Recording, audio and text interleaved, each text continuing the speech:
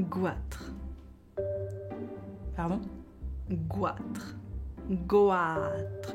Eh ben, quoi, goitre? Pourquoi tu me dis goitre? Bah c'est joli comme mot, non? Moi j'aime bien. Tu sais, c'est quand t'as un problème à la thyroïde et du coup t'as une espèce de protubérance dans le cou. Mais pourquoi tu me dis ça à moi? Bah parce que je viens d'apprendre que c'était lié à ce que ma grand-mère appelait les crétins des Alpes.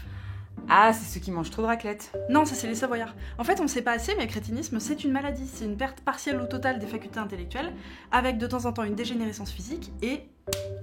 paf, un goitre. Donc crétin, c'est pas une insulte, c'est une maladie. Ouais, tout à fait. C'est un vrai truc. Tiens, regarde.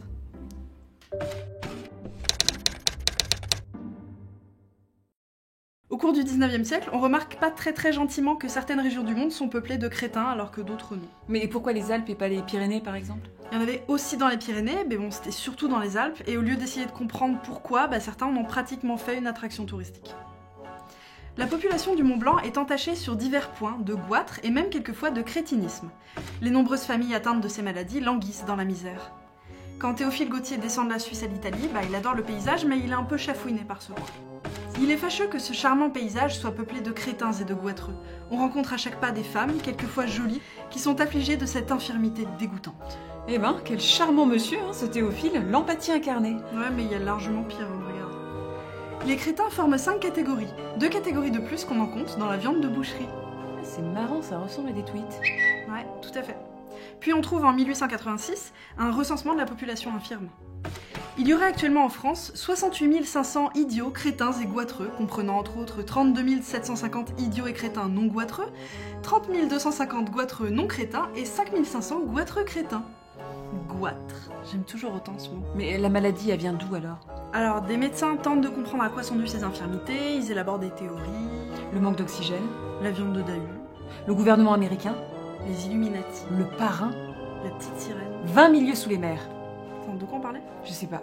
Ah si, de l'origine du crétinisme. Oui, voilà. Alors, on a longtemps cru que ça venait de la neige fondue qui était bue par les habitants, mais en fait, il a fallu chercher plus loin, en Suisse. Saillon est un village du Valais où l'on ne voyait depuis très longtemps que très peu de goitreux et de crétins, tandis qu'ils étaient en grand nombre dans des villages voisins, à Fully par exemple.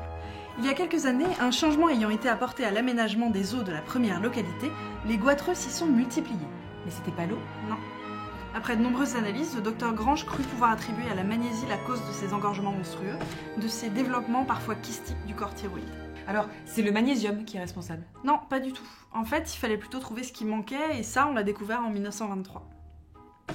L'iode, l'agent le plus efficace à employer contre l'endémie thyroïdienne. C'était donc un problème de thyroïde, d'où le goitre. Et en fait, l'iode suffit à soigner ce mal des montagnes. Ok. Eh Pierrot, tu me remettras un godet d'iode, s'il te plaît? Non, t'inquiète, c'est beaucoup plus simple que ça, tiens, regarde. On a imaginé d'atteindre la totalité de la population par un procédé ingénieux consistant à mettre à la disposition de tous un sel de cuisine additionné d'un peu d'iodure de potassium.